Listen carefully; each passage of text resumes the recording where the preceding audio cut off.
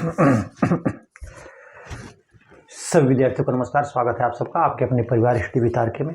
आज की परिचर्चा हम जो करने चल रहे हैं वो उत्तर प्रदेश लोक सेवा आयोग द्वारा, अन्य प्रदेशों के लोक सेवा आयोग द्वारा तथा जो है सेंट्रल गवर्नमेंट की जो भी एग्रीकल्चर की संस्थाएं हैं उनमें जो है परीक्षाओं का जो आयोजन किया जाता है, उसमें एग्रीकल्चर विषय की जो एक शाखा है मृदा विज्ञान शाखा, उसमें जो है खाद्य एवं पोषक तत्व का जो चैप्टर है उससे जो भी क्वेश्चन पूछे गए हैं उनमें से लगभग मैं आपको जो है 20 से 25 क्वेश्चन सॉल्व कराऊंगा। इससे आपको अंदाज़ा लग जाए क्वेश्चन कहाँ से आते हैं, किस टाइप के आते हैं, कैसे घुमा फिरा करके आते हैं और कौन क्वेश्चन बार बार पूछा जाता है और आपको क्या पढ़ना है क्या छोड़ना है। तो आप जो है परिचर्चा में मेरे साथ अंत तक बने रहें। ठीक।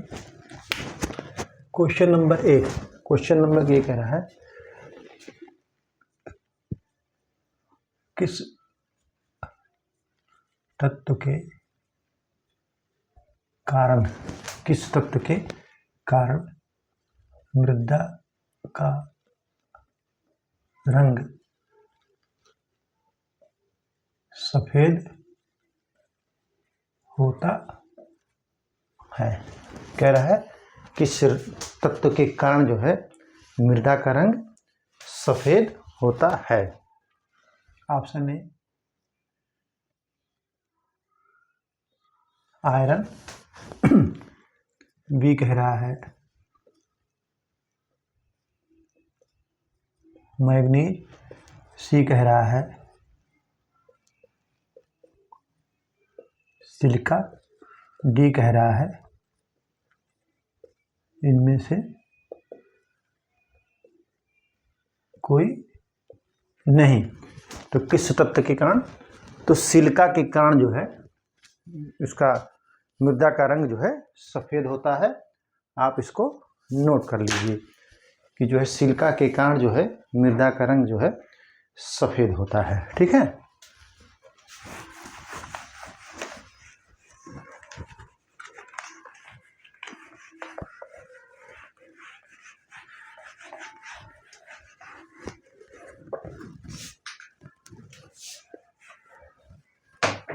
क्वेश्चन नंबर 2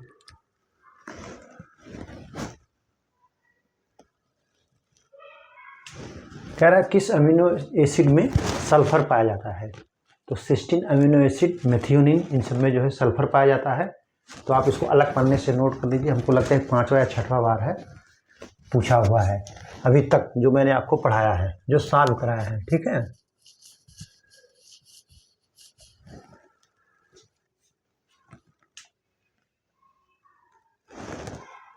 एक स्वस्थ मनुष्य को कितना जो है कार्बोहाइड्रेट की रोज आवश्यकता पड़ती है? तो 400 से 500, कितना? 400 से 500 ग्राम प्रतिदिन कार्बोहाइड्रेट प्रतिदिन 400 से 500 ग्राम कार्बोहाइड्रेट की आवश्यकता पर दिन पड़ती है। ठीक है। आप इसको नोट कर लीजिए। सब पूछे जाते हैं क्वेश्चन, इसलिए मैं लिखाते जा रहा हूँ, आपको बताते जा रहा हूँ। ठीक है। पशुमांस क्या कह रहा है? क्वेश्चन नंबर 2 कह रहा है पशुमांस किसका अच्छा स्रोत है। कह रहा है पशुमांस किसका अच्छा स्रोत है। कह रहा है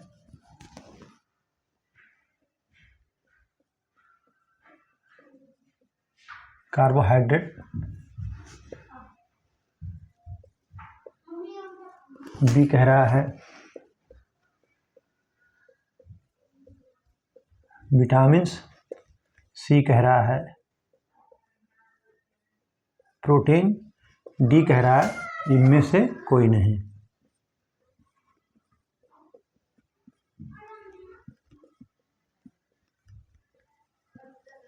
ठीक। तो पशुमांस जो है प्रोटीन का अच्छा स्रोत है। ठीक है। प्रोटीन का अच्छा स्रोत है कौन? पशुमांस। पशुमांस में जो है प्रोटीन बहुत पाया जाता है। ठीक है। अगला क्वेश्चन, इसको नोट कर लीजिए फिर हम बताते हैं आपको।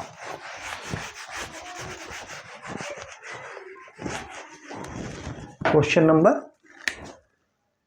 3, क्वेश्चन नंबर 3 कह रहा है कि सुखंडी रोग जो है, सुखंडी रोग किसकी कमी से होता है? तो सुखंडी रोग जो है वो जो है विटामिन डी की कमी से होता है, और आप इसको नोट कर लीजिए। सुखंडी रोग विटामिन डी की कमी से, स्कर्वी रोग विटामिन सी की कमी से, बेरी रोग विटामिन जो है बी की कमी से, रतौंधी रोग विटामिन ए की कमी से, बांझपन विटामिन ई की कमी से। ये सब आप नोट कर लीजिए, ठीक है। ये क्वेश्चन बार बार पूछे जाते हैं, ठीक है।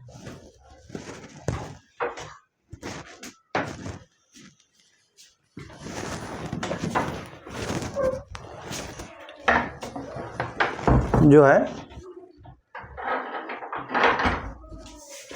ये सब क्वेश्चन पूछे जाते हैं, आप इसको नोट कर लीजिए। और रक्त का थक्का जो है विटामिन के की कमी से नहीं बनता है, आप इसको नोट कर लीजिए, ठीक। अगला क्वेश्चन,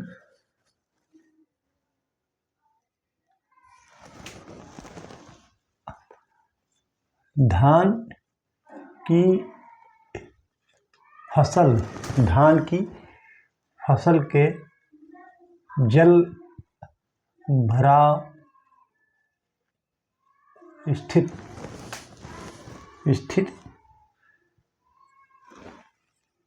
में किस धान की फसल के जल भराव की स्थिति में किस खाद का प्रयोग नहीं करना चाहिए? किस उर्वरक का प्रयोग नहीं करना चाहिए? क्या कह रहा है? किस उर्वरक का प्रयोग नहीं करना चाहिए? ऑप्शन ए क्या कह रहा है?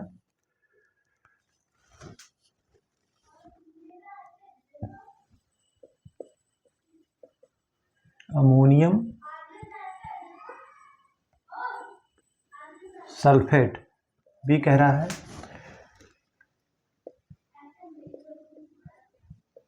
Ammonium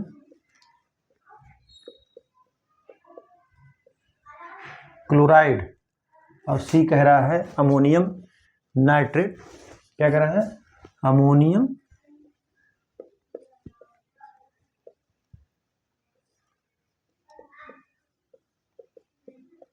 nitrate. और डी क्या कह रहा है? डी कह रहा है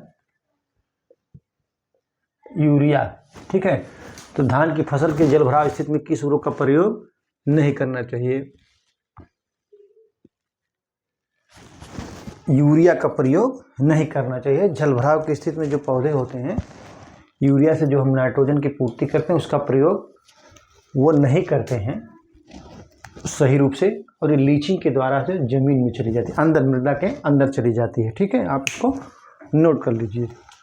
इसमें जो है धान के खेत में जो रेड्यूस जोन में जो है नाइट्रोजन का प्रयोग किया जाता है, और खास करके अमोनियम सल्फेट का प्रीफर किया जाता है कि अमोनियम सल्फेट का प्रयोग करिए नाइट्रोजन की पूर्ति के लिए।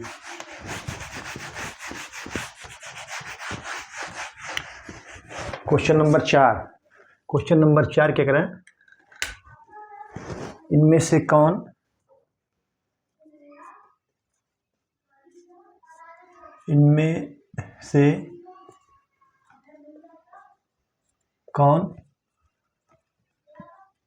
संयुक्त खाद है? इनमें से कौन संयुक्त खाद है? मतलब मिश्रित, ठीक है।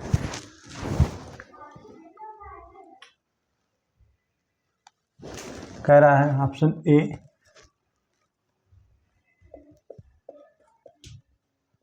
Ammonium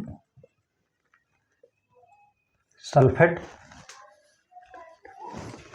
nitrate. फिर डी कह रहा है कैल्शियम, कौन क्या कह रहा है? Calcium ammonium chloride. क्या कह रहा है?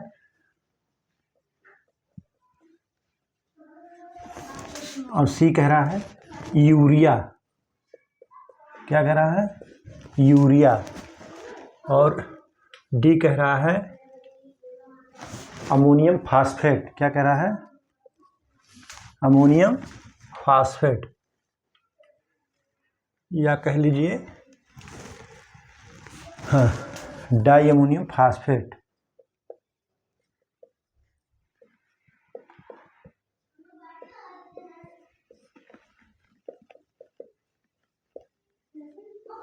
डाई अमोनियम फास्फेट, तो संयुक्त खाद कौन सा है, डाई अमोनियम फास्फेट है। 18% N, 44% P2O5 यानी फास्फोरस, ठीक है, इसमें पाया जाता है। आप इसको नोट कर लीजिए कि संयुक्त खाद कौन है, जो है डाई अमोनियम फास्फेट है। अगला क्वेश्चन जो कि आपको जो है हम लिखाएंगे नहीं, ये बहुत बार पूछा जा चुका है विगत वर्ष की परीक्षाओं में, और इसको आप भी नोट कर लीजिए। कह रहा है कि निम्नलिखित में से कौन सा ऐसा सूक्ष्म तत्व है जो आवश्यक नहीं है लेकिन पौधों के लिए लाभदायक है, तो कौन सा है, सोडियम है। आप नोट कर लीजिए सोडियम, किसको, सोडियम को। ऐसे भी पूछ सकता है कि निम्नलिखित में से कौन सा सूक्ष्म तत्व है जो अनावश्यक है लेकिन पौधों के लिए लाभदायक है, तो आप उसको नोट कर लीजिए, ठीक है, सोडियम को। कह रहा है पायराइट्स का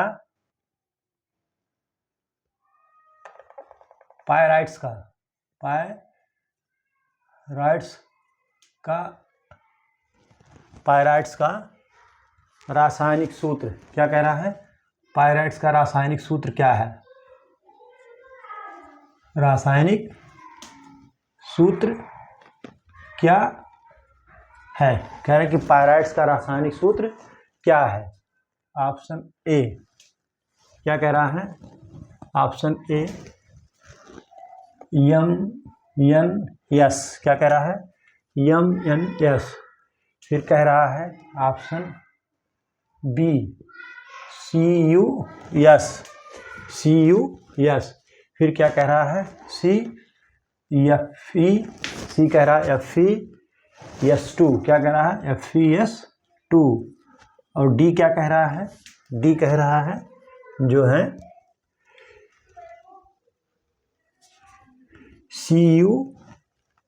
Cu2O। तो पायराइट्स का रासायनिक सूत्र कौन सा है, सी, ये FeS2, ये जो है पायराइट का रासायनिक सूत्र है। लेकिन आपको मैं बता दूं, और ये जो है ये मैग्नीज सल्फेट का, मैग्नीज सल्फेट, ये CuS कॉपर सल्फेट, ये तो पायराइट्स का हो ही गया। और Cu2O क्या कहा है, क्यूप्राइट,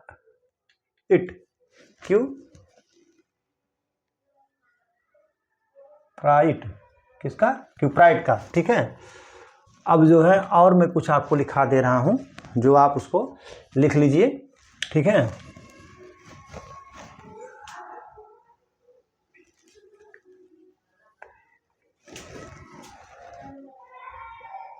Fe2O3 ये किसका है,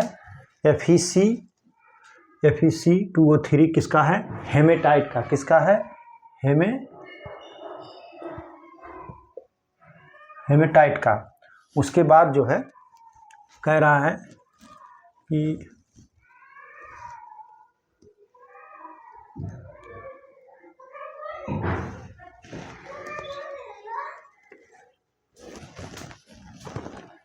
Cu2S किसका है, Cu2S किसका है, Cu2S जो है कैल्कोसाइट, क्या है,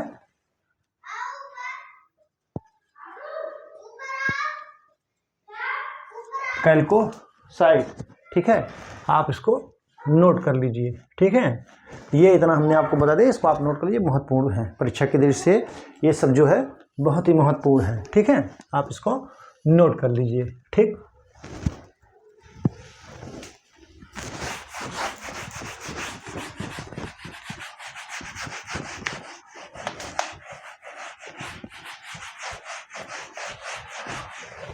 क्वेश्चन नंबर 6 पूछ रहा है कि सल्फर कोटेड यूरिया में नाइट्रोजन कितना होता है। ठीक है,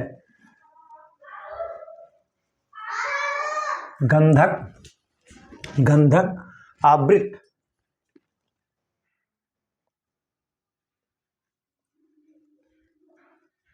यूरिया में कितना प्रतिशत नाइट्रोजन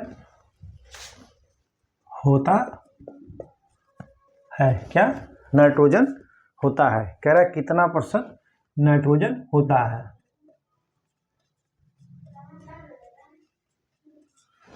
होता है कह रहा है ऑप्शन ए 40%, बी 21% और सी कह रहा है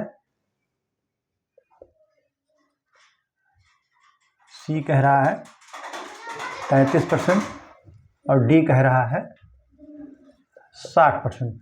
तो गंधक आवृत्ति जो है, गंधक आवृत्ति नहीं होता है, कोटेड, गंधक कोटेड आवृत यूरिया में नाइट्रोजन कितना % होता है, कितना % नाइट्रोजन होता है, तो होता है 33%। आप इसको नोट कर लीजिए। ठीक है, हम आपको और जो है फिर लिखाते हैं।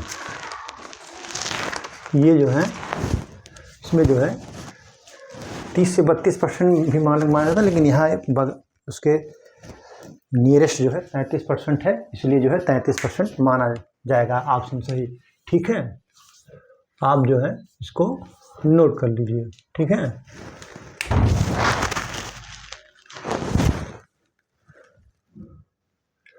कह रहा है कि पौधों के लिए आवश्यक सूक्ष्म तत्व पोषक है। तो एक प्राथमिक, और मैं आपको बता चुका हूँ, प्राथमिक पोषक तत्व, द्वितीय पोषक तत्व जिसको बृहत पोषक तत्व भी कहते हैं, उसको माइक्रो जो है एलिमेंट्स भी कहते हैं, और तीसरा होता है जो है माइक्रो एलिमेंट। तो कैल्शियम, सल्फर, मैग्नीशियम जो है द्वितीय पोषक तत्व अथवा बृहद पोषक तत्व हैं।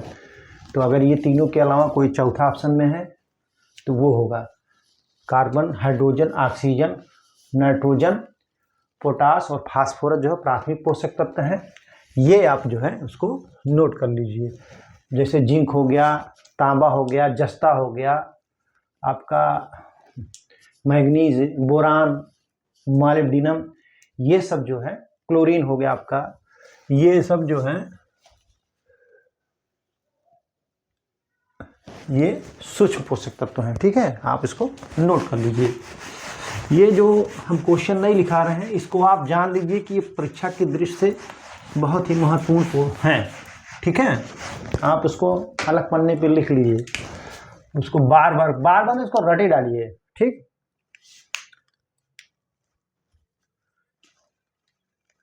फिर देखिए अगला क्वेश्चन आया है, पूछ रहा है कि पोटेशियम क्लोराइड में जो है, जिसको म्यूरेट ऑफ पोटास भी कहते हैं, उसमें पोटास की मात्रा कितनी पाई जाती है, कितनी, 60% पाई जाती है। आप उसको नोट कर लीजिए। ठीक है,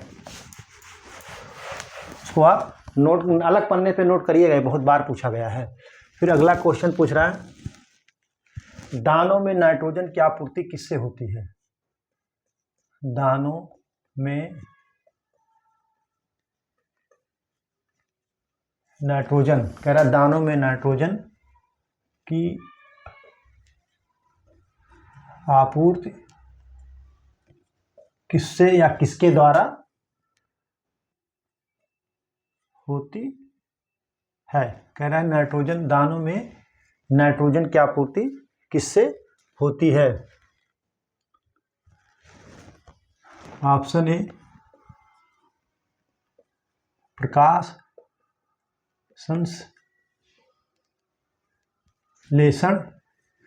संश्लेषण द्वारा, पौधों की जड़ों द्वारा, क्या कह रहा है, पौधों की जड़ों द्वारा, और सी कह रहा है पुरानी पत्तियों से, पुरानी पत्तियों से, डी कह रहा है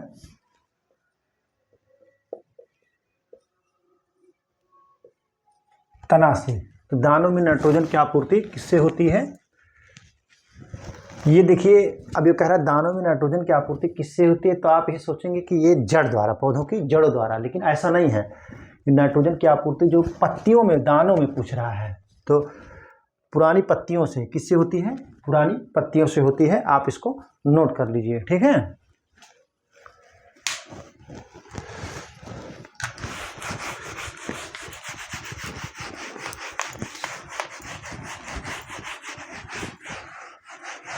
क्वेश्चन नंबर 8, क्वेश्चन नंबर 8 अगर उसको सिस्टमेटिक ढंग से हम करेंगे तो बहुत बड़ा हो जाएगा, उसके लिए जगह नहीं है, तो उसको हम सीधे सीधे आपको उपलब्ध करा देते हैं कंटेंट, क्योंकि ये महत्वपूर्ण चीज़ है। तो कह रहा है कौन सा सही सुमेलित है, कह रहा है कौन सा सही सुमेलित है, ठीक है। तो सूची फर्स्ट और सूची सेकंड, ठीक है। तो सूची फर्स्ट में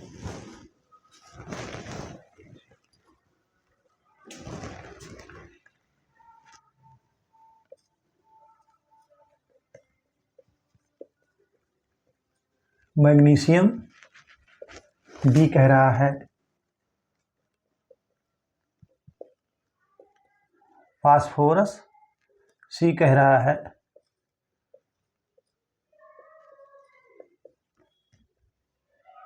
पोटेशियम, पोटेशियम हो गया आपका, और डी कह रहा है मैग्नीज। क्या कह रहा है?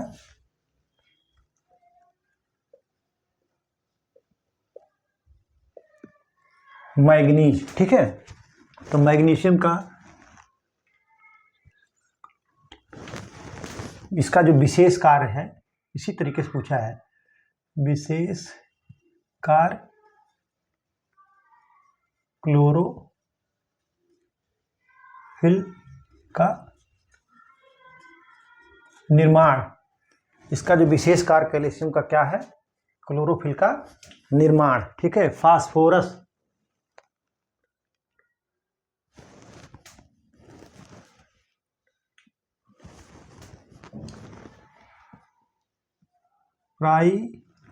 क्या कह रहा है?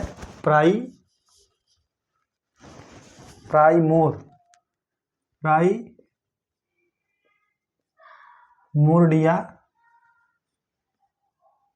बनाने में सहायक, प्राइमोर्डिया बनाने में सहायक, ठीक है। पोटेशियम क्या कह रहा है? कोशिका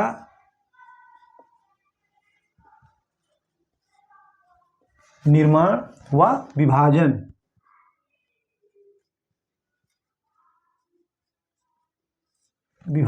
ठीक है। मैग्नीज का काम क्या है?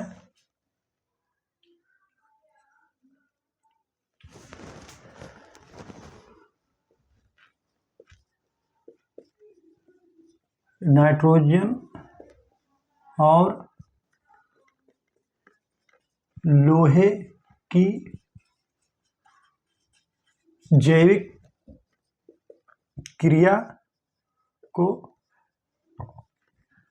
प्रभावित करना, ठीक है। ये जो है सुमेलित में दिया था, तो हमने जो है आपको कर दिया। देखिए, मैग्नीशियम का कार्य क्या है? विशेष कार्य क्लोरोफिल का निर्माण। मैग्नीशियम की कमी से जो है पौधों की पत्तियों में जो है क्लोरोफिल का निर्माण नहीं होता है। फास्फोरस क्या कर रहा है? प्राइमोर्डिया बनाने में सहायक। और पोटेशियम क्या है, पोटेशियम जो है कोशिका के निर्माण और विभाजन में जो है सहायक होता है, मदद करता है, सहायता करता है। मैग्नीज क्या करता है, नाइट्रोजन और आयरन के जो है जो जैविक क्रिया को प्रभावित करता है। मैग्नीज का काम क्या है, यहाँ पर नाइट्रोजन और लोहे की जैविक क्रिया को प्रभावित करना। ठीक है, आप इसको नोट कर लीजिए। ठीक है,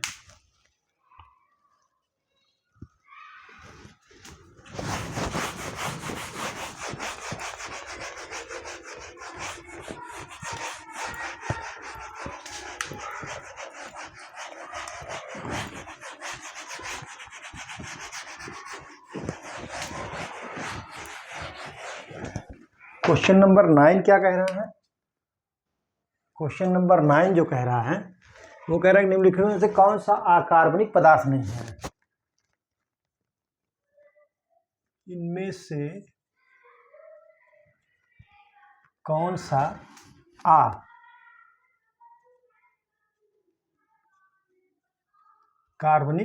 अकार्बनिक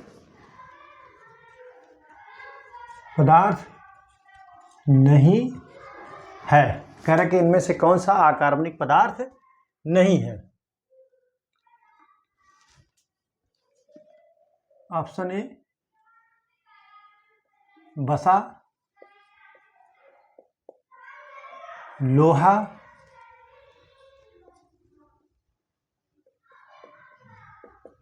मैग्नीशियम, डी कह रहा है सोडियम।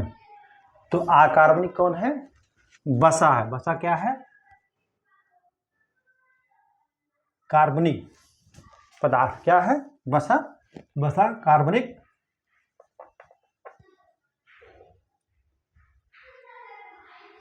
पदार्थ है। ठीक है, आप इसको नोट कर लीजिए। ठीक है, बाकी सभी अकार्बनिक हैं।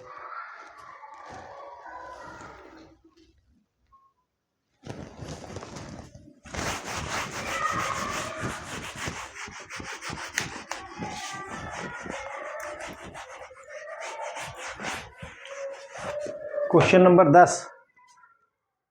क्वेश्चन नंबर 10 क्या कह रहा है, कह रहा है कि ऊर्जा भंडारण, स्थानांतरण एवं आवंधन। ऊर्जा भंडारण, स्थानांतरण एवं आवंधन। क्या कह रहा है, ऊर्जा भंडारण, स्थानांतरण एवं आवंधन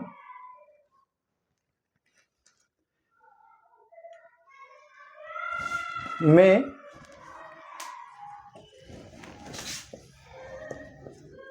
कौन सा तत्व प्रयोग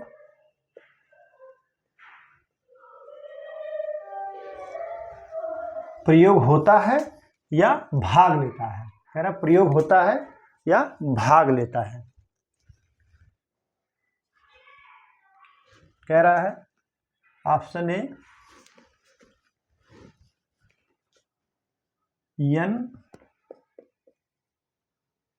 NSP, बी कह रहा है NKS। क्या कह रहा है, NKS। हिंदी या इंग्लिश नहीं,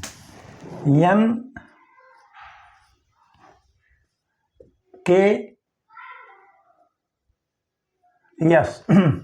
फिर सी कह रहा है NPK। फिर डी कह रहा है उपर्युक्त सभी। तो ऊर्जा भंडारण, स्थानांतरण एवं आवंधन में कौन सा तत्व प्रयोग होता है या भाग लेता है, तो वो लेता है NKS। ठीक है, कौन लेता है, NKS। ठीक है, आप इसको नोट कर लीजिए। ठीक, NKS नाइट्रोजन, पोटास एवं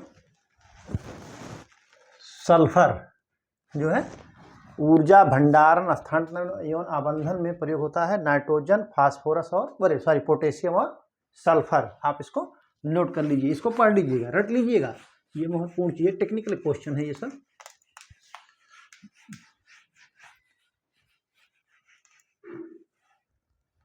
दस के बाद 11, क्वेश्चन 11, नाइट्रोजन उपापचय में कौन सा पोषक तत्व महत्वपूर्ण भूमिका निभाता है, यानी सूक्ष्म पोषक तत्व कौन निभाता है, मॉलिब्डेनम। कौन निभाता है, मॉलिब्डेनम। आप इसको नोट कर लीजिए, अलग से पन्ने पे इसको नोट करिए, इसको जो है अलग से पन्ने पे आप नोट करिए कि नाइट्रोजन उपापचय में निम्न से कौन सा पोषक तत्व महत्वपूर्ण भूमिका निभाता है, तो मॉलिब्डेनम निभाता है।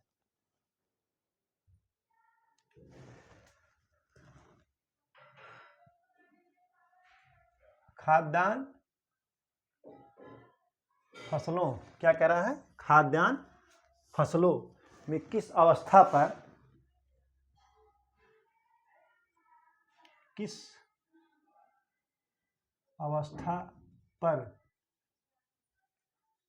अधिक, कह रहा है किस अवस्था पर अधिक पोषक तत्वों की आवश्यकता होती है।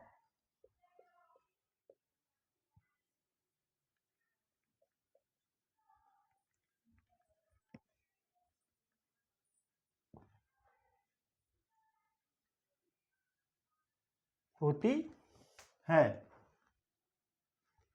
खाद्यान्न फसलों में किस अवस्था पर अधिक पोषक तत्वों की आवश्यकता होती है। ठीक है, ऑप्शन ए क्या कह रहा है, कह रहा है बलियां निकलते समय। क्या कह रहा है, बलियां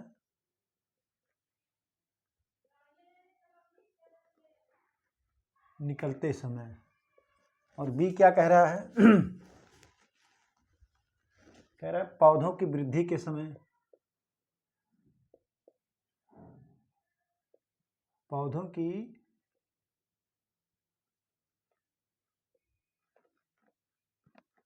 वृद्धि के समय।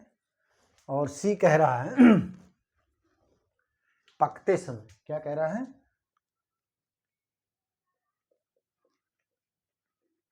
पकते समय। और डी कह रहा है पत्तियों के निर्माण के समय। क्या कह रहा है, पत्तियों के निर्माण के समय।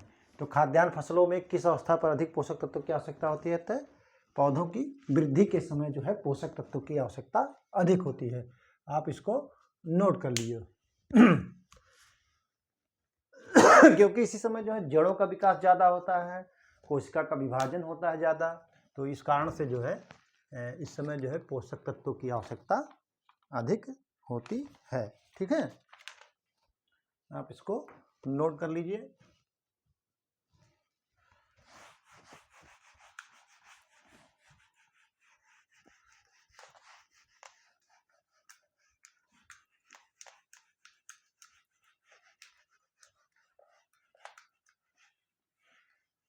क्वेश्चन नंबर 12, क्वेश्चन नंबर 12 क्या कह रहा है कि सनई और ढैंचा की हरी खाद में जो प्रति हेक्टेयर हम जो है उसको उगाते हैं और उसके बाद पलटते हैं, तो कितना जो है जैविक जो है पदार्थ प्रति हेक्टेयर कितना मिलता है। सनई और ढैंचा से जो है प्रति हेक्टेयर कितना जैविक पदार्थ मिलता है। ठीक है, तो कितना मिलता है वो 200 से 300 कुंटल। कितना, 200 से 300 कुंटल प्रति हेक्टेयर। ठीक है, 200 से 300 कुंटल जैविक पदार्थ प्रति हेक्टेयर ढैंचा और सनई की हरी खाद से मिलती है। ठीक है, आप इसको नोट कर लीजिए। ठीक,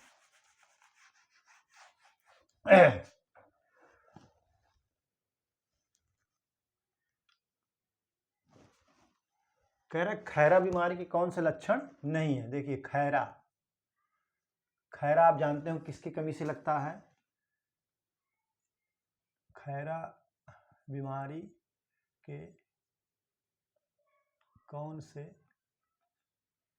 लक्षण नहीं है। कह रहे कि खैरा बीमारी के कौन से लक्षण नहीं है, खैरा बीमारी के कौन से लक्षण नहीं है।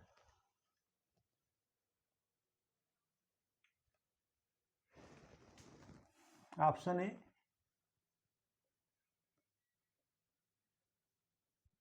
बीमारी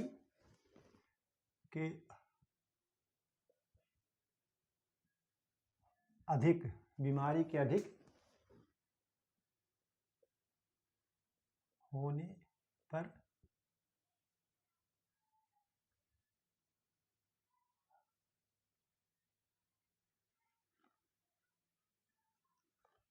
रुकना, बीमारी के अधिक होने पर पौधों की वृद्धि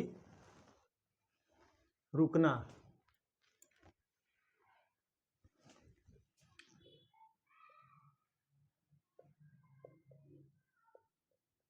पत्तियों पर गहरे भूरे रंग का धब्बा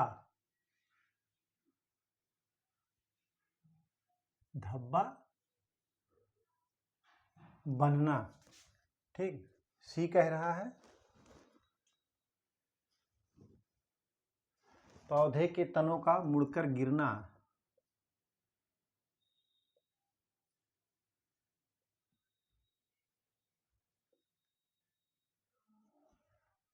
पौधे के तनों का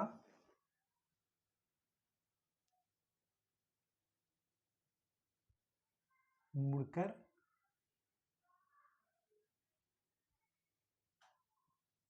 गिरना।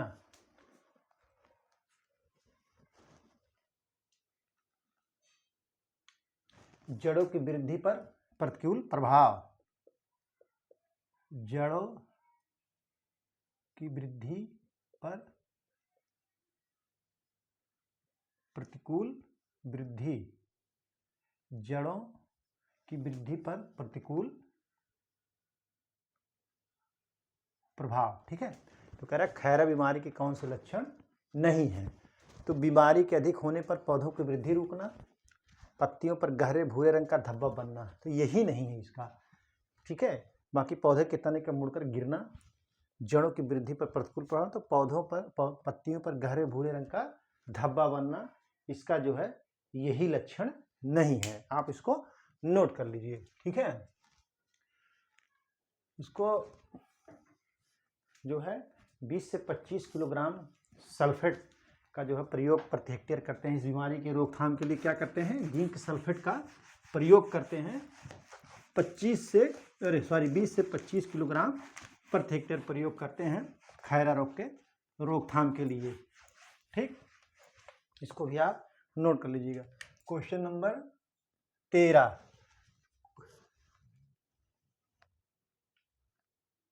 बीज शोधन क्या कह रहा है,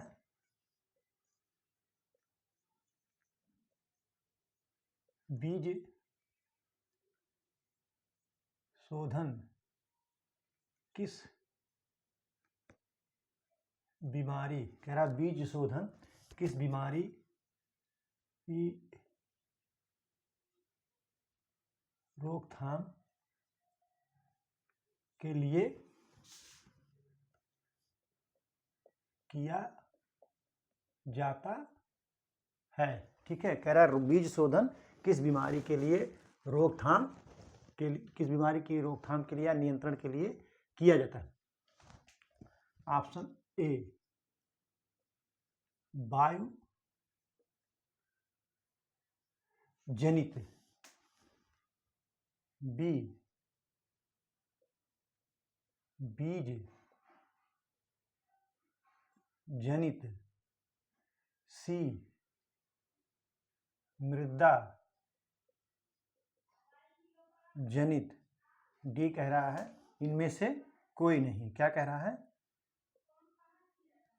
इनमें से कोई नहीं।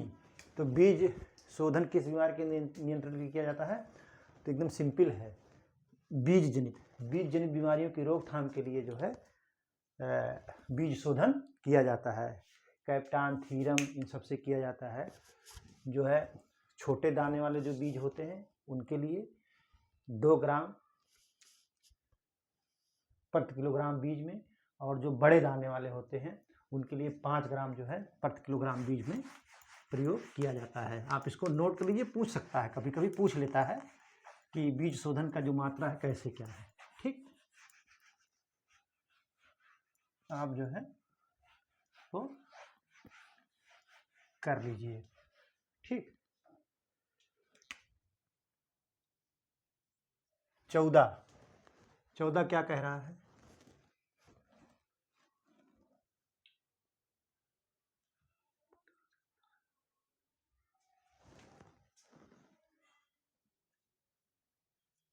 पोटास का प्रयोग क्या कह रहा है? पोटास का प्रयोग सर्वाधिक कार्यक्षम फूड होती है।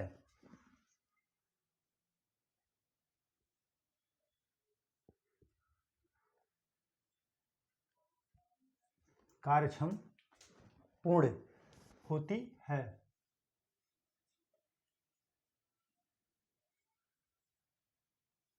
कह रहा है कि पोटास का प्रयोग सर्वाधिक कार्यक्षम पूर्ण होती है। मतलब कब इसका प्रयोग करते हैं कि अधिक लाभ देती है, पोटास देता है। ठीक, ऑप्शन ए कह रहा है बुआई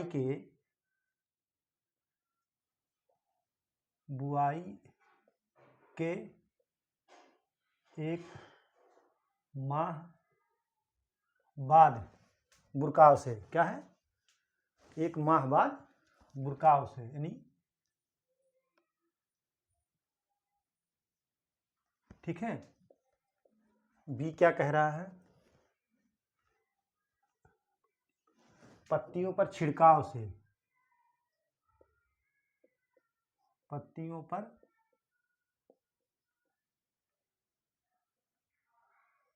छिड़काव से।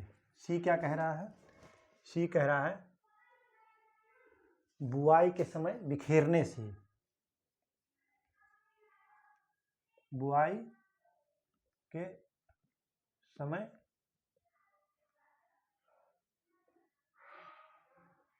बिखेरने से।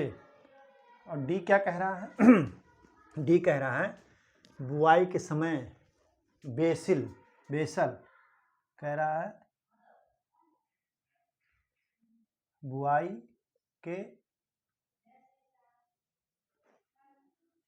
के समय बेसल। क्या कहें? बेसल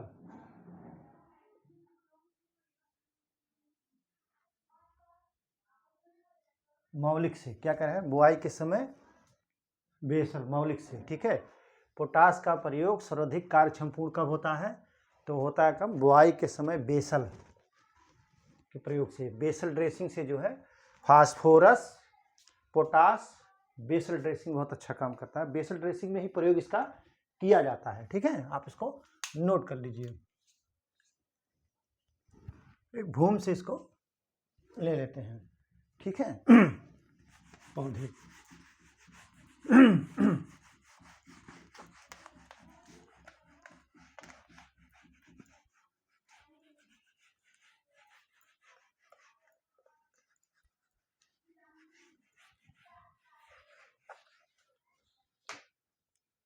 चौदह के बाद 15, इनमें से कौन सा जैविक उर्वरक नहीं है? इनमें से कौन सा जैविक उर्वरक नहीं है? कह रहा है कि इनमें से कौन सा जैविक उर्वरक नहीं है?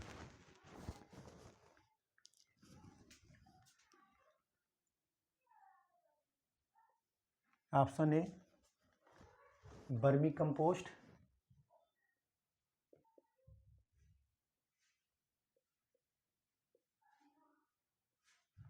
B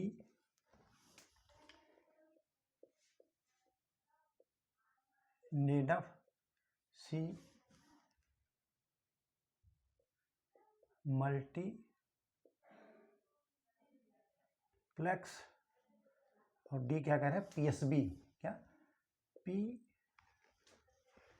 phosphorus soluble bacteria PSB. तो इनमें से कौन सा जैविक उर्वरक नहीं है, तो वो कौन है मल्टीप्लेक्स। मल्टीप्लेक्स जो है ये जैविक उर्वरक नहीं है, आप इसको नोट कर लीजिए, ठीक है।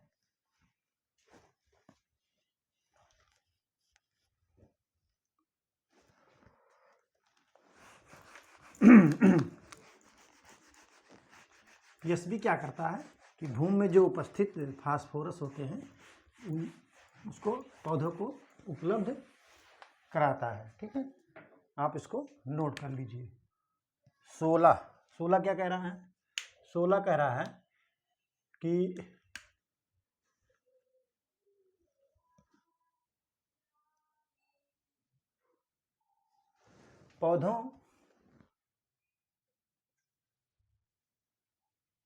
पौधों में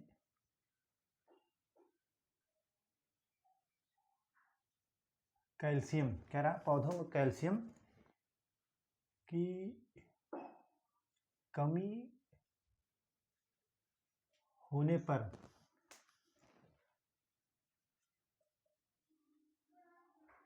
सर्वप्रथम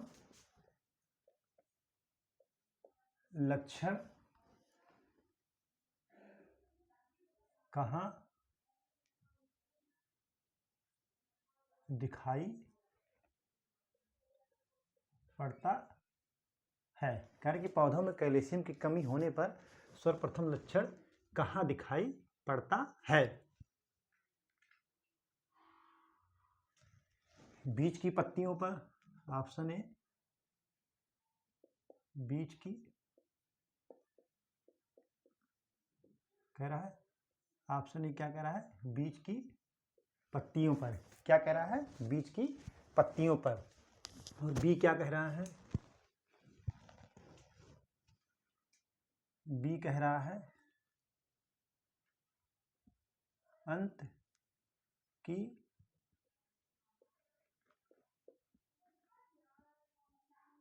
पत्तियों पर। सी क्या कह रहा है सभी पत्तियों पर, क्या कह रहा है सभी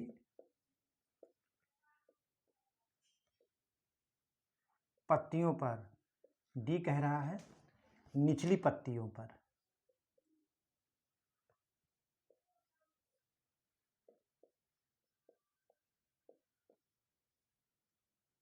निचली पत्तियों पर पौधों में कैल्शियम की कमी कहाँ दिखाई, सर्वप्रथम सबसे पहले जो है कहाँ दिखाई पड़ती है, तो अंत की पत्तियों पर। किसमें, अंत की पत्तियों पर, ठीक है। बीज की पत्तियों पे ना निचली पत्तियों पर, जो अंत पे जो है सबसे ऊपर जो पत्तियां होती हैं, जिसको जो है टर्मिनल बड भी कहते हैं। क्या कहते हैं, टर्मिनल बड। अब जो है आप इसको नोट कर लीजिए, ठीक है।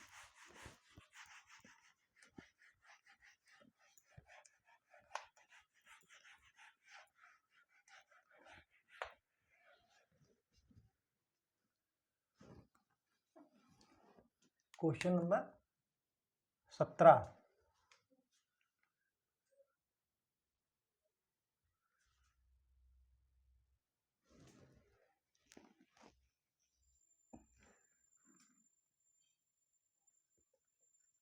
वायुमंडलीय, क्या कह रहा है वायुमंडलीय नाइट्रोजन का स्थिरीकरण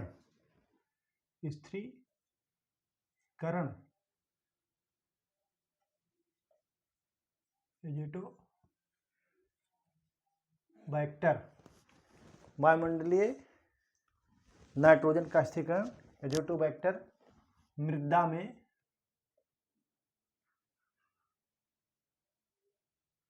कैसे करता है। कह रहे हैं कि वायुमंडलीय नाइट्रोजन का स्थिरीकरण एज़ोटोबैक्टर जो है मृदा में कैसे करता है। ये बहुत बार क्वेश्चन पूछा जाता है, कह रहा है असहजीवी प्रक्रम। बी कह रहा है सहजीवी प्रक्रम। सी कह रहा है दोनों।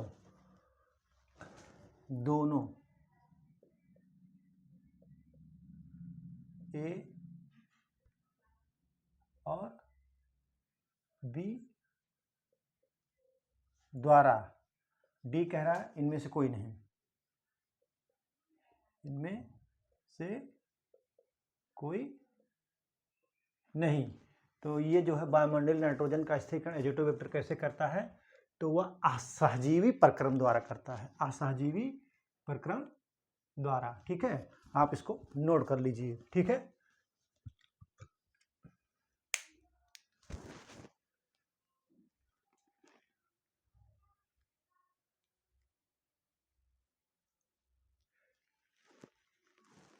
ये एज़ोटोबैक्टर क्या है? ये जो है आप इसको देखिए, ध्यान से सुनिएगा।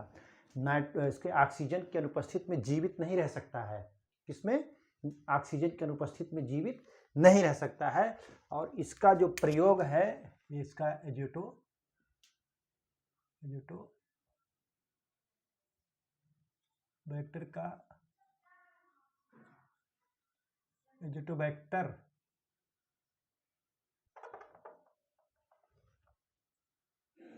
एज़ोटोबैक्टर का प्रयोग जो है मक्का, ज्वार, बाजरा में जैसे का प्रयोग आदलहनी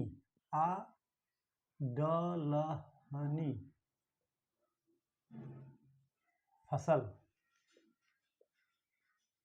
मक्का, ज्वार, बाजरा, गेहूं, गन्ना आदि में करते हैं। ये जो है एज़ोटोबैक्टर जो है आदलहनी फसलों में मक्का, ज्वार, बाजरा, गेहूं, गन्ना आदि प्रयोग करते हैं। और राइजोबियम जो है वो लेग्यूमिनेसी वाली दलहनी फसलों में होता है उसका प्रयोग। ठीक है, वो नाइट्रोजन का, ये एज़ोटोबैक्टर नाइट्रोजन का स्थिरीकरण इन सब में करते हैं, दलहनी में। और राइजोबियम जो है दलहनी फसलों में नाइट्रोजन का स्थिरीकरण करते हैं। ठीक है, आप इसको नोट कर लीजिए। ठीक है,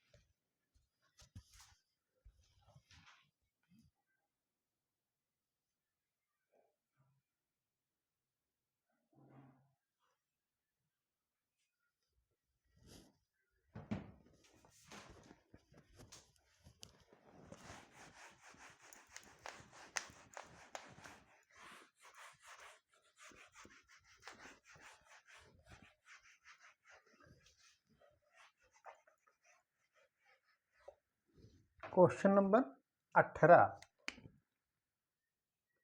क्या कह रहा है?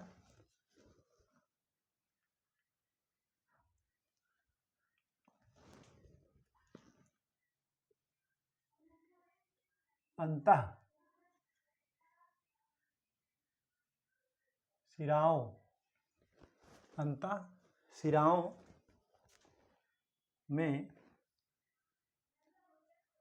सिराओं में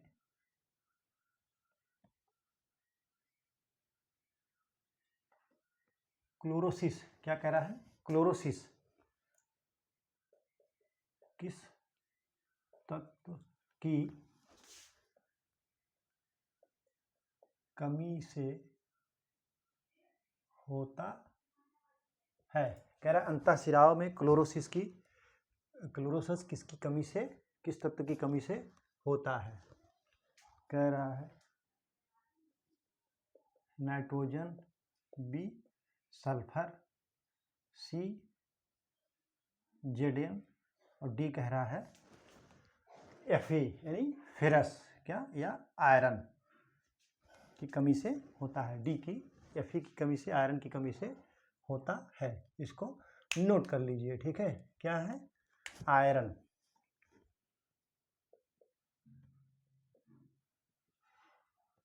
की कमी क्या चीज़ है?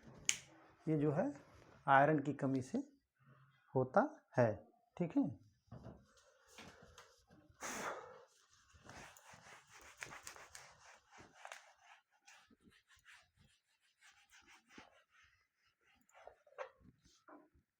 क्वेश्चन नंबर 19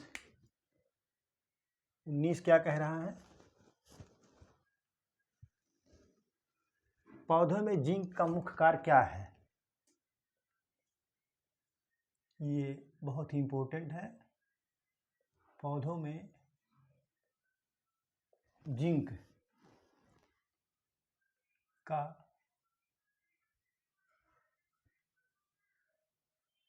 मुख्य कार्य क्या है? पौधों में जिंक का मुख्य कार्य क्या है? कह रहा है बोरान की सक्रियता को बढ़ाना। ऑप्शन ए, बोरान की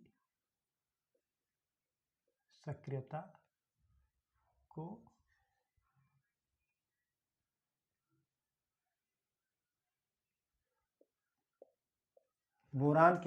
को बढ़ाना।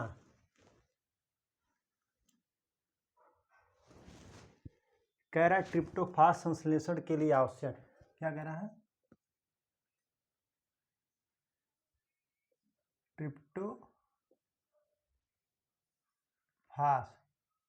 के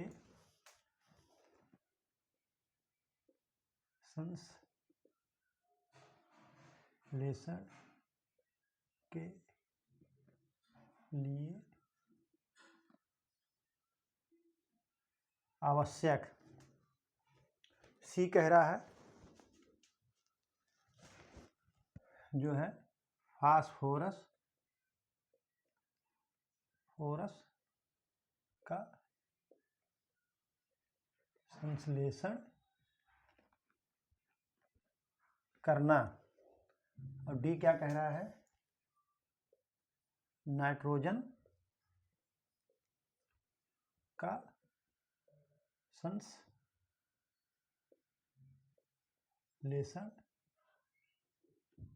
करना। ठीक है।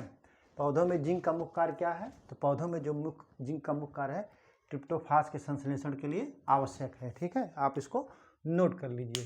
ठीक है, ये जो है ट्रिप्टोफास के लिए संश्लेषण के लिए आवश्यक है। ठीक है,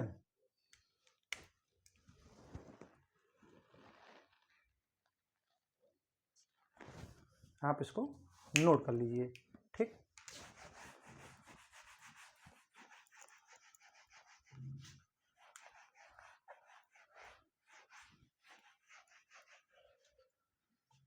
क्वेश्चन नंबर 20। क्वेश्चन नंबर 20 क्या कह रहा है?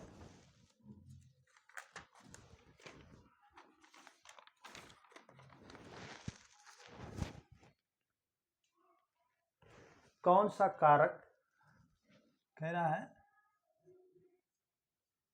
कौन सा कारक नाइट्रिफिकेशन या नाइट्रोजन स्थिरीकरण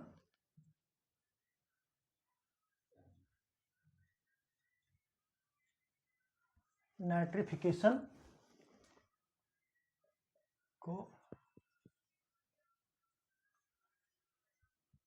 प्रभावित करता नहीं है।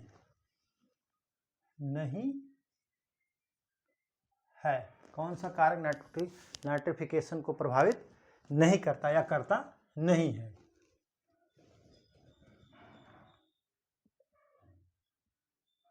वायु, बीज, नमी, और डी कह रहा है ताप, कर्ब। तो नाइट्रिफिकेशन को कौन नहीं प्रभावित करता है? तो वो बीज नहीं करता है। आप इसको नोट कर लीजिए। ठीक है, बीज जो है नाइट्रिफिकेशन को नहीं प्रभावित करता है। ठीक, ठीक है। अगला क्वेश्चन कह रहा है कि फास्फेटिक और पोटेशियम उर्वरक का प्रयोग कब करते हैं? तो फास्फेटिक और पोटेशियम उर्वरक का प्रयोग जो है बुआई के समय बेसल ड्रेसिंग के रूप में करते हैं, मौलिक या मूल खाद के रूप में। इस चीज़ को आप नोट कर लीजिए, मूल, मौलिक, बेसल, बेस। इस तरीके से क्वेश्चन जहां आंसर रहेगा जिस ऑप्शन में इन चारों में से कोई, तो उसी को आप लगाइएगा। ठीक है, आप इसको इसको भी नोट कर लीजिए, ठीक है।